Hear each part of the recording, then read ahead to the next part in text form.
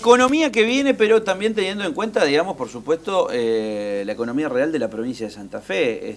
La verdad que fue una grata sorpresa la visita de Pablo Olivares en ATP y el análisis que hizo justamente para él, ¿no? Para él, por supuesto, con datos contundentes, con un muy interesante análisis económico-político, de lo que puede venir en la Argentina que viene, ¿no? Y cómo puede repercutir en la provincia. Pablo, ¿cómo va? ¿Bien? Bien, buenas noches, un gusto estar con ustedes. Bueno, es uno de los economistas que hoy es parte del gabinete del Frente Progresista y es, en los medios de comunicación, un sector político, digamos, del Frente Progresista lo está promocionando, digamos, como dice, él no lo va a reconocer. Promoviendo. Lo está promoviendo, digamos, para ser parte del gabinete económico o por lo menos de producción. A ver, Rodrigo, está bien que esto suceda. Por supuesto, es política. Pero fuera de que sea política, hay una renovación. Y alguna vez, a vos te habrá pasado, hoy que tenés a tu viejo y gracias a Dios que lo tenés, a vos te habrá pasado que tu viejo alguna vez primero te enseñó a hacer el fuego, después te supervisó cómo hacías el asado. Y cuando el viejo vio que hacías bien el asado, te regaló el asador. Y ya directamente el que hace el asado los domingos es el pibe. Y la generación, esta nueva generación del radicalismo, viene muy fuerte desde abajo. Y ya han prendido la leña, han prendido el carbón, han hecho varios asados y ahora es tiempo que empiecen a cocinar. Por eso aparecen los Maximiliano Puyaro, los José Corral, toda esta nueva generación de un partido, y es saludable que eso ocurra para que no estemos hablando siempre, elección tras elección tras elección, de los mismos nombres. ¿Cómo ves, para romper el hielo, cómo ves la economía para los próximos, el próximo semestre, que tiene un poco de transición y parte de los primeros 100 días de cualquier gobierno, ¿no? Bueno, en primer término, agradecimiento de la consideración. La verdad que, como lo anticipabas, digamos, desconozco novedades. En realidad, uno es un cuadro partidario y hasta uno es simplemente eso y orgulloso de ser eso, ¿no? Respecto de lo que uno ve, es que evidentemente va a estar marcado como un punto de inflexión, no solamente con la asunción de un nuevo gobierno nacional, sino con, digamos, cuando se empieza a conocer ya quién va a ser, quien tome la decisión de conducir el gobierno nacional, puesto que a partir de ahí se definen las grandes cuestiones que tienen que ver con lo macroeconómico, las grandes políticas macroeconómicas, tanto la monetaria, la fiscal, la de ingresos, y también los que se llaman las políticas microeconómicas, pero con efectos macro tan claramente delineadas desde lo nacional. En el interín, sí estimo que, como se le dicen las fuerzas económicas, algunos les suelen llamar los mercados, yo prefiero decir las fuerzas económicas, van a tener sus movimientos. Particularmente, lo anticipabas anteriormente respecto al tipo de cambio, seguramente puede que acuse algún tipo de movimientos a partir de cuando se conozcan los resultados. Y anteriormente algo que todavía no está puesto de alguna manera en relieve, que la amortización hay una fuerte amortización de títulos justamente previos a las elecciones de octubre, este título del BOD en 2015, con lo cual esa amortización no solamente paga interés sino capital, con lo cual hay un volumen muy grande de divisas que van a desembolsar el gobierno nacional, con lo cual seguramente va a ser utilizado para promocionar de alguna manera algún elemento de solvencia, si bien, digamos, las reservas hoy de alguna manera tienen cierta preocupación. ¿Cuándo vencen los BOD en 2015? Porque se hablaba, esta mañana hablé con Aldo Pignanelli y él me decía que no sé si compartís algunas cosas o alguna información, al menos de la que maneja Aldo Pignanelli. Aldo Pignanelli es un economista justicialista, que hoy por hoy está trabajando en la mano derecha de Labaña, y que hoy cuando habló conmigo el tipo iba en subte. O sea, para que vean cómo se mueve, él es una persona totalmente, digamos, con una humildad muy importante, digamos, dentro de su discurso. Fue presidente del Banco Central. Fue presidente del Banco Central con Eduardo Duhalde. Y él lo que me decía es que están preparando unos nuevos bonos para reemplazar esos Boden 2015, entre otras cosas. Después me dijo que para él el precio del dólar es 12 pesos y un montón de otras cosas más, pero digo, hablando del Boden, ya que vos lo nombraste, sí. Dice que van a tratar de crear un nuevo bono que les dé muy buenas ganancias a quienes cambien los Boden 2015 por este bono. ¿Es posible es lo que esto? se está, digamos, hasta ahora son trascendidos, no ha habido un anuncio oficial de que habría una posibilidad de ofrecer como alternativa. Suele pasar inclusive en todos los países cuando se amortiza, vence un bono, que el Boden 2015 es un bono que pagó intereses semestralmente durante todos estos años, y ahora en octubre, casualmente semanas antes de las elecciones, vence el capital, es decir, la lámina de $100 se cancela y se debería amortizar los $100. Siempre en todo esquema de manejo de la deuda está la posibilidad de decir el que quiere, digamos, cobrar los dólares los cobra, y como alternativa le ofrecemos otro título. Suele ser en algunos, inclusive en otros países, alternativa para de alguna manera, digamos, yo le hago una pregunta para de alguna manera, ¿no?, llevarte otro título con una tasa de interés. La verdad, ¿qué tasa de interés se le pondrá? Eso lo desconozco. Lo cierto es que lo que amortice en dólares en un contexto previo a las elecciones, uno intuye que suele acontecer que los actores económicos suelen llegar a un pico de incertidumbre. Lo cierto la es que, plata. Lo cierto es que, pero al mismo tiempo, como esta cuestión que pueden solicitar que se les pague en la divisa y descartar lo mejor esa alternativa de trocar por otro bono. Trocar por otro bono, aunque se le quiere evitar el término canje por la cuestión de griesa y los hold-up. Sí. Eso puede significar una llegada en el mercado, una afluencia en el mercado de divisas que puede inclusive tener efecto en el mercado, vamos a llamarle ilegal, paralelo, como sea, con lo cual puede que, digamos, según cómo se den las circunstancias, esa amortización pueda ser publicitada fuertemente, aprovechada por el gobierno nacional fuertemente, y por eso hay que anticipar esta posibilidad de esta situación. Claro, pero está pateando el problema para más adelante. No, y al mismo tiempo generar una situación previa a las elecciones de una posibilidad de caída. Yo le hago una pregunta como economista, y sé que nos vamos del tema, pero... O sea, perdón, pero esto es importante. Esto lo pueden llegar a promocionarlo como... ¿Viste? Lo controlamos al mercado. Como el gran logro. Y después pasa la bombita, digamos, para... Lo que uno plantea es que es cierto que se va a amortizar un bono, ese bono va a generar la circulación de divisas, digamos, 15 días antes de las elecciones. Esa circulación de divisas posiblemente pueda ser para disciplinar el mercado ilegal, con lo cual posiblemente en el discurso nacional pueda estar circulando, es decir, ven que cumplimos los compromisos y ven cómo podemos contener la divisa ilegal. Es tremendo, lo que está diciendo es tremendo. Pero aparte de ser tremendo, yo voy a preguntar desde mi inocencia. Yo ese Boden, yo tengo un Boden, ¿lo puedo cobrar en otro país, por ejemplo? Depende, digamos, en los que, digamos, cotizan en la Bolsa Nacional, cotizan acá, y otros con ley extranjera. El Boden 2015, cotizan en el exterior. Bueno, ¿usted tiene el dato que cuando el gobierno nacional hizo ese gran blanqueo de capitales en donde vos presentabas que tenías 25 millones de dólares y no te preguntaban de dónde venían?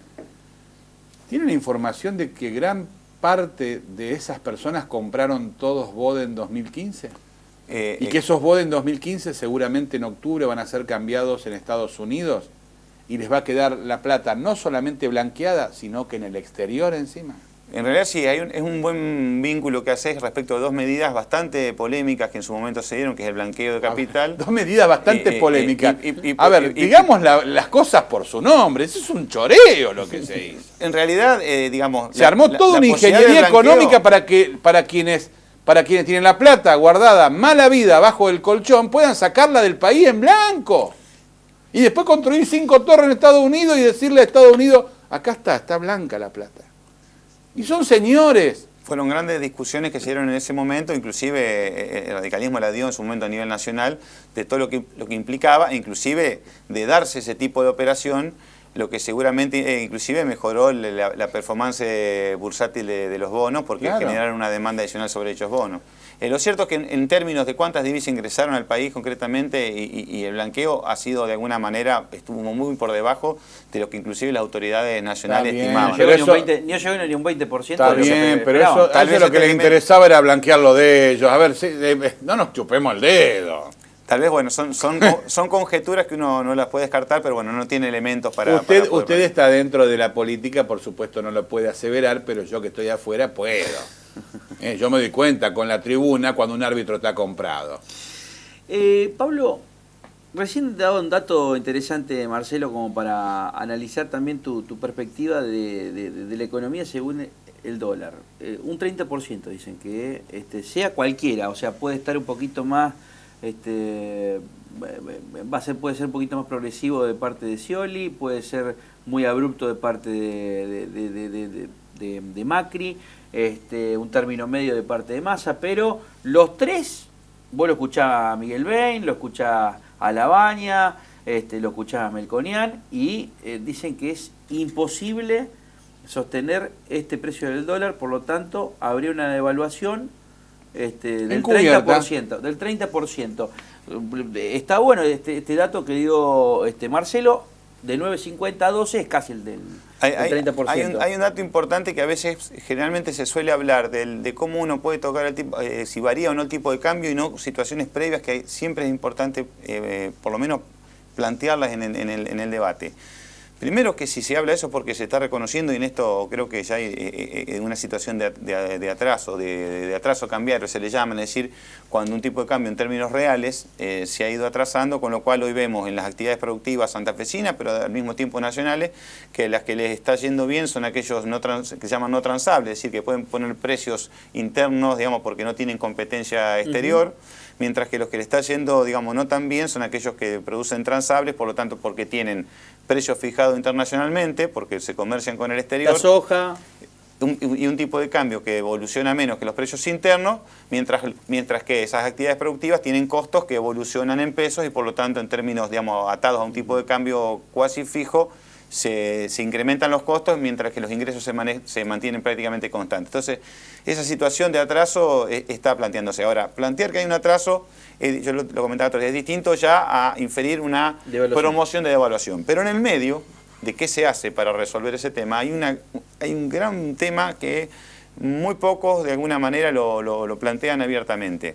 ¿Por qué? Porque la corrección de un posible atraso cambiario implica resolver otras cuestiones, que es evitar que las posibles correcciones de ese atraso automáticamente se neutralicen, porque la puja distributiva, y la puja distributiva es cada uno, digamos, pretende recomponer sus ingresos mediante los poderes de mercado que tiene, ya sea aquellos sectores que tienen la capacidad de fijar precios incrementando los precios, los trabajadores incrementando salarios, sabiendo que no todos los trabajadores tienen la misma capacidad de presionar para actualizar sus salarios. A ver, no sirve de nada llevar el dólar a lo que realmente tiene que estar si sigue detrás la primera pregunta que uno le haría, la primera pregunta que uno le haría. Entonces, a ver, la verdad que yo lo admiro a Pablo y la verdad que es un desperdicio que esté en política, porque sería un muy buen columnista, ¿no?